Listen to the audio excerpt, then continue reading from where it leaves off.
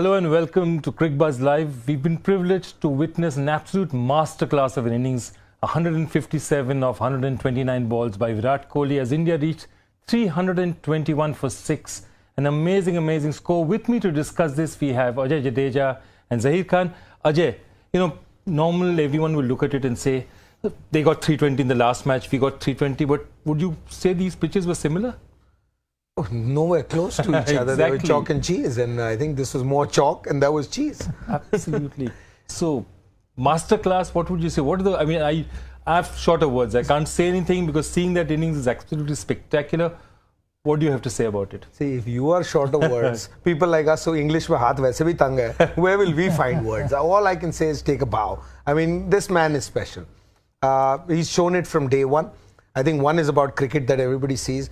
But I think if you had to see deeper into this man, why is he so special? There'll be technique, there'll be other things. Just go back to when he was a 16 or 18-year-old young boy, wanting to play cricket for India or wanting to do whatever. One morning he wakes up and he's been told that he's lost his father. He's batting overnight in a Ranji Trophy game, which is not the end of the world.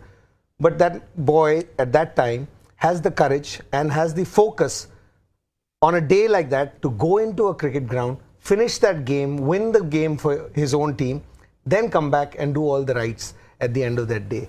So he's shown you from that day how focused can he be and how badly he wants to play cricket. I lost my father. It's taken me many years. I've still not come out of it. So this man and anybody who's lost their father would understand that, what impact that could make. And that impact, that incident had no impact on him on that particular day. He still went out, did his job, scored those runs and came back. So that's how special this man is. When he had not even played for India. And since he's played for India, he's just shown you. He's just improved on day to day.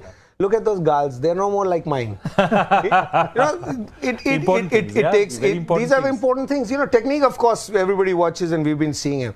But these are things that differentiates him from everybody else that I've come across. Yeah, that match he drew for Delhi, saved for Delhi, was an amazing. Zach, you've been with him for a very long time in the Indian dressing room. What was he like? And has he changed over the years? Well, I think he has. That's something which has been hallmark of Virat's career. I think he has always been raising that bar. He's always been pushing that bar higher and higher, and he just wants to add things all the time. I think at this level we all talk about how difficult it is to be consistent. And everyone talks about we should achieve the consistency at this level, and it takes a lot to achieve that consistency. But I think Virat is getting consistent in achieving that consistency. So that is something which is the zenith of consistency, and that's what Virat Kohli is for all of us. He's always been setting that example, and he's not going to stop. Every time you meet him, there is something new which he's talking about, that okay, I'm trying this new thing, I'm adding this, be it his diet, be it how he's approaching the game, and he's someone who I can proudly say that when I have seen him for the first time, and the kind of batting he was doing, right, and the kind of technical flaws also as a bowler I was looking at, that okay, I can bowl a bouncer at him, I can bowl a ball which is coming back into him, which his front foot used to go way across the off stump, and then he would get out leg before wickets. And to what he is right now, he's just so good with understanding that what can limit him and how he can just free himself from all the limitations. And I think he's on this journey of just freedom from all the limitations. If you tell him that okay, this can limit you, he will say okay, fine, I'll find a way of going beyond that. And that's something which none of us have seen in many of the greats. The greats in different eras has always been setting an example for others.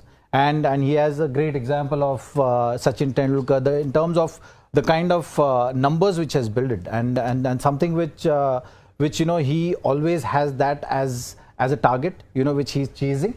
But the way he's approaching that, is something special. I think someone like Sachin also will be so proud just looking at him, the way he's going about his business. In fact, we have a graphic just to illustrate that consistency. For reaching 10,000 runs, and the great players, how have they reached 10,000 runs? Take a look at this. And this is a really special club. Rahul Dravid took 287. Brian Lara took just 278. Dhoni 273, and that's great from a number 6 batsman. Jacques Kallis 272. Ricky Ponting 266, another great of the game. And Sourav Ganguly 263, great knock there. Sachin Tendulkar 259. Now this is really rarefied territory. 205.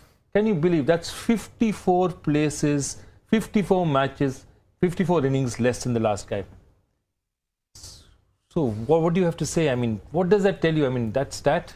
I think someone was just mentioning right now, our producer was mentioning that, you know, he's taken 11 innings to achieve 1,000 runs in this calendar year, and that's something which again, you know, it's talking about consistency. Quickest and also, like, you know, you can't really compare the eras, but like the point which I was trying to make is basically every generation will have leaders.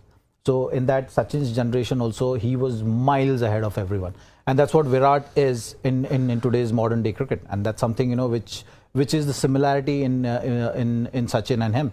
And the numbers are, I think, you know, it's just a process of what the routines you have, what kind of achievements you are able to get day in day out, match after match. So that's something, you know, which is a different kind of debate, different kind of discussion. But I think, you know, to me, he's right now in world cricket leading by example. You know, he's an inspiration. And any adjectives and superlatives you try to find, it's he's just making sure that each and every individual has to work that hard to express what he is actually able to achieve, and the sheer tenacity. I think, you know, tenacity is another adjective which I feel goes very well with Virat, because it's not something what he's doing on the field. It's something which goes in the background.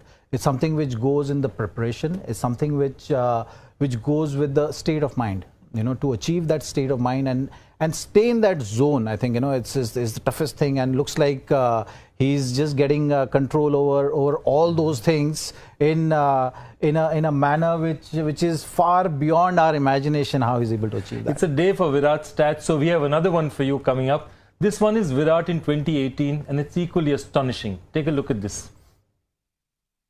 That's him in 2018. 112, 46, 160, 75, 36, 129, 75, 45.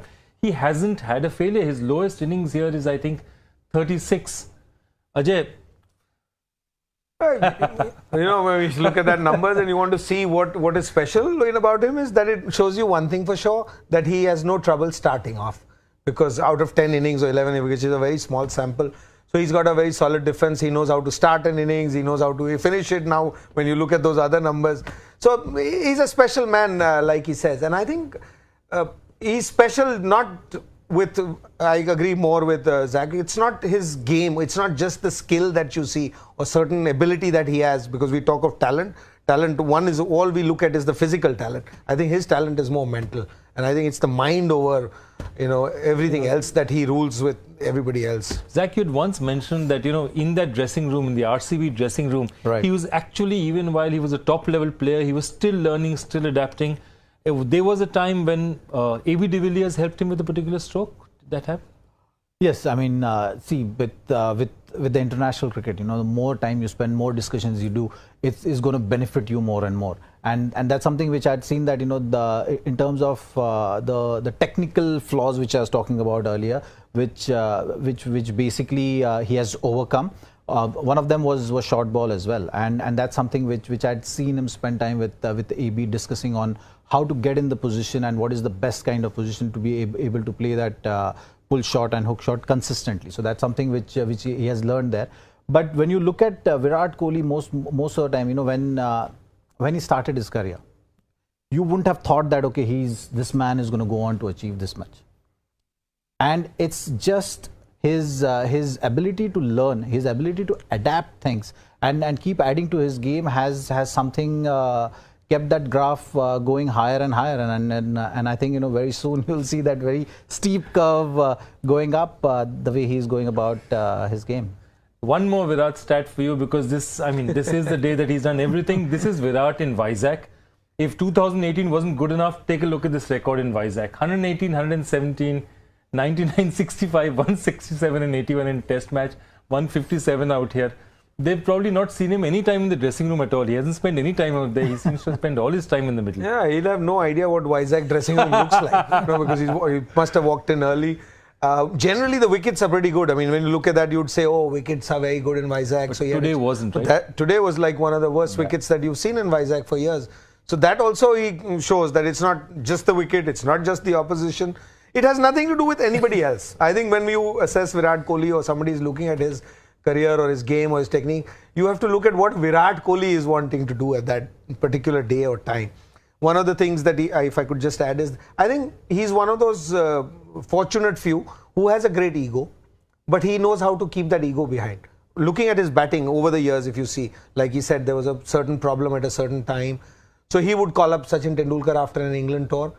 Straight from England, goes to Sachin Tendulkar, has a word with him. So no ego from the player that he's chasing, ready to learn there. While he's batting, if he's struggling with some ball, like a short ball he mentioned, he's not going to fight it. He's trying to figure out how to do it, but it's not that he comes out and says, okay, now I'll smash that short ball and show you. At the end of the day, all he wants is that 100, 200, whatever number, the thirst not out. For runs. Thirst for not out. Out, he hates I mean, everybody hates getting out, but this man hates it even more than everybody else. He works towards it. So I think he is capable of showing that he is a man with ego, and you can see that. But I think his strength is that he leaves that ego behind when it comes to how do I get runs. If I have to get runs and I have to give up some of my ego, he will do that. But he will keep that whole front. It's a lovely, lovely thought. And just to understand how good was this innings, let's take a look at the Indian batting card, because that will give you a sense of what the other batsmen did in the very same pitch. Look at that. Virat Kohli 157 or 129. Raidu played a great innings, but other than that, Shikhar Dhawan, Dhoni, everybody else seemed to struggle on this pitch. Raidu to a certain extent, but Virat looked a different batsman. Today, was it tough being Raidu? I mean, just being there, being the second man. How easy is it? I mean, nobody will remember Raidu. They'll say it's Virat, but he played a valuable knock today. That partnership was very crucial. And you can't just do it alone. That's what cricket teaches us. It's a team sport, so you do need the help from the other end. Be it bowling or batting. And bowling also, you talk about fast bowlers hunt in pairs. Here also that partnership was very crucial, because that shows it wasn't a 320 wicket, and they achieved that only because of this partnership, because they needed that kind of platform, especially when you have Rohit Sharma back in the dressing room and Shikhar Dhawan also back in the dressing room. Two of your most successful batsmen. So that partnership was very, very crucial. And it's what did Raidu do which was different? What did he do that was different from the other batsmen? Obviously, let's leave Virat aside for a while. What did he do? First, to start with, when he walked in, the stage was set for a certain kind of play, which suits Ambati Raidu, and you didn't have a total that you were working towards. You were playing with Virat Kohli, who's the leading run scorer in the world, so there's no pressure of how you want to go about. And Raidu is one of those players. His numbers show you that, not just today, which is, strike rate of 91 and he, 70. His, average is 50 over his career. So what that tells you is that he's a man, once he gets in, he likes to, see, when he gets an opportunity, he grabs it with both hands. So he had that period of time from that 10th over till the 40th over where you weren't looking at a total. No team is looking at a total at that stage. At that stage, you only want to consolidate. And when you have Virat Kohli at the other end, the opposition is thinking about, what to do with Virat Kohli, because he's manipulating them everywhere. And Raidu plays spin very well, which worked absolutely perfect for him. And Virat is not probably as good as against spin as he's against pace. So as a combination, that worked, and it helped. It can never be a disadvantage playing with Virat Kohli. It can only be an advantage, because any player who plays with any great of that period, that person has only an advantage. If you are trying to compete with him, then you're in trouble. No, then you better be as good as him. A lot of people struggle. Even some greats in the past, when they've tried to compete with a great of that time, they have struggled. Then what you try and do is try and go outside your limitation. The most important thing in batting or in bowling also is to understand what is your limitation. And I think Raidu, with his experience, understands that pretty well. Oh, fantastic. Now you're West Indian, you're saying, we've finally got a decent pitch which supported us, and they've gone and made 320. What do they do from here? Well, like I said earlier, this 320 is you were saying 230 is the winning total. Game, set, match India. It's like that. Yeah, so 320 is gone beyond West Indies' reach, because the wicket is also turning quite a bit. So someone has to carry the innings. Like you've seen, Virat Kohli had carried the innings for the Indian side to get to 320. And that's something which so far from West Indian side, we've not seen anyone having that kind of approach to the game. You know, they will look to play the shots, and this is not the kind of wickets where it is going to pay you dividends if you're just continuing to play your shots, and that tells me that, and probably, you know, most of the viewers as well, they're pretty much aware of the fact that India is going to finish the match. It's just that when they're going to finish the match is the question. That's the batting order. They bat till about 7. Holder would be the last decent bat. Ashley Nurse can bat a bit, but you know, then you have 3 genuine tailenders. Who do you see? I mean, if you look at that lineup, who do you see, you know, has a chance of making a dent out here? Hetmeyer, he's had a really good knock, but Kuldeep's back in the... Yeah, I'm with you on the thing, the Hetmeyer, but looking at the wicket and the total, if somebody makes a dent, it has to be Powell at the top, because it'll be easiest when the ball is new and it's hard. It'll still come onto the bat. So you probably will get away with it and it will be easier. And when the ball gets 15, 20 overs old, then for Hetmeyer to do it, we've seen him get almost 100 last game, play very well. But I think this is a different situation. 322 is way... So if you're looking to win it, let me get this right. You're going to go and tell your top 3 batsmen to say, go for it. Try and get 110, because otherwise there's no chance. And hope dew is a factor. And I think if dew is a factor, the ball is not turning much, then a lot has to go Windies' way for them to win this match. Yeah, I don't see that happening. I'd much rather say, you know, plan the guy who's going to carry the drinks to the beach tonight, because you'll probably feel more at home there, because West Indies, I have no doubt that they will not even come close to this total. So far, as I said, Ajay's been getting everything right. He said that, I just watch and observe, that's all. I am not a predictor. I won't be sitting here then.